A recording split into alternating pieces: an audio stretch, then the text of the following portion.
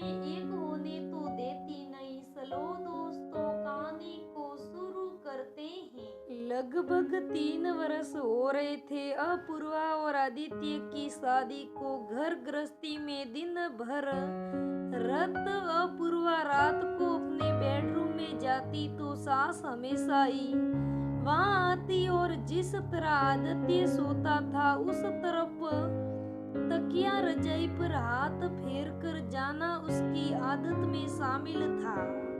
आदित्य भी इकलौता बेटा होने के दबाव में कुछ ना कर पाता था माँ से, मगर ये व्यवहार अपूर्वा के मन में इस तरह घर कर गया था कि सास के लिए मन में रिश्ते का कोई भाव ही नहीं था। घर की बुजुर्ग ही जब अपने बेटे बहू के 2 पल की प्राइवेसी के दुश्मन हो तो उस दंपतीय जीवन की नींव भी फिर डगमगाने लगती है। आदित्य अपूर्वा के साथ जब भी होता अपूर्वा उस दौरान भी सास के व्यवहार को दिमाग से निकाल ही नहीं पाती थी। आदित्य का बिस्तर टटोलना, खाना, साहे, कपड़े सब कुछ आदित्य के लिए सास ही डिसाइड करती तो अपूर्वा खुद को एक पत्नी के रूप में इम्परफेक्ट और बेवजूद सा महसूस करती थी।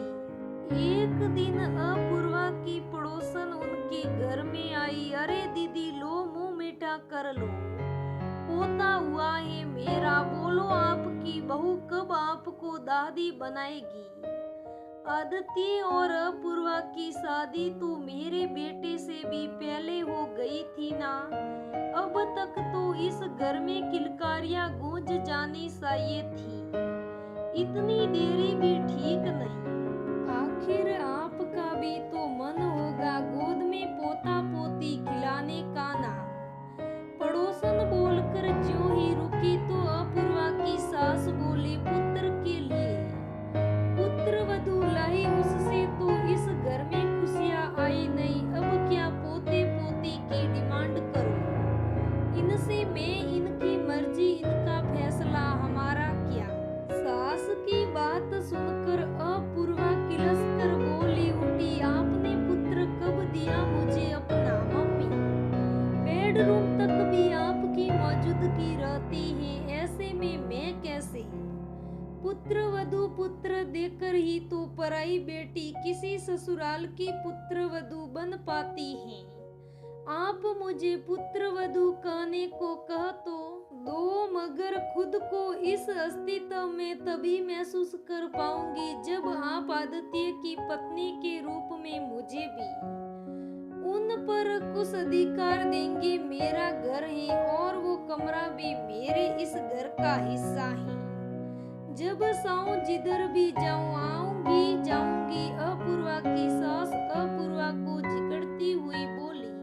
अपूर्वा भी अकड़ कर जवाब देते हुए बोली तो जब तक आप अपने पुत्र की पुत्र वधू होने का मुझे एहसास नहीं जीने देगी तब तक आप अपनी पुत्र वधू से शिकायतें ही रखती रहेगी, क्योंकि कुछ शिकायतों के जिम्मेदार हम खुद ही होते हैं और दोष हमारा दूसरों पर थोप दिया करते हैं। पड़ोसन के चेहरे पर एक सावलिया निशान अपूर्वा की सास को नजर आ रहा था कि जैसे पूछ रही हो वो उनसे कि पुत्र वधू से ऐसे कैसे तुम सम्मान पाओगी कभी। तो दोस्तों इस कहानी से हमें ये सीख मिलती है कि ऐसा स्वभाव हमारा नहीं होना चाहिए, अगर होता भी है तो उसे बदलना जरूरी है। हमारे समाज में हमारे आज भी कई घरों में ऐसी औरतें मौजूद हैं जो अपने बहू बेटे के प्यार की दुश्मन बनकर बैठी हैं। तो दोस्तों मैं तो बस इतना ही कहना चाहूंगी कि प्लीज ऐसा ना करें। अपने बहू बेटे का चाहे किसी का भी प्यार की दुश्मन मत बने।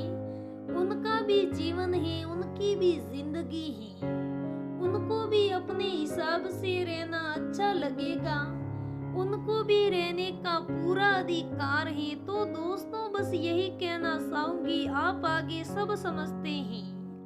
तो दोस्तों ये कहानी कैसी लगी मुझे कमेंट करके जरूर बताना। धन्यवाद दोस्तों, आगे मिलेंगे हम फिर अगले वीडियो में।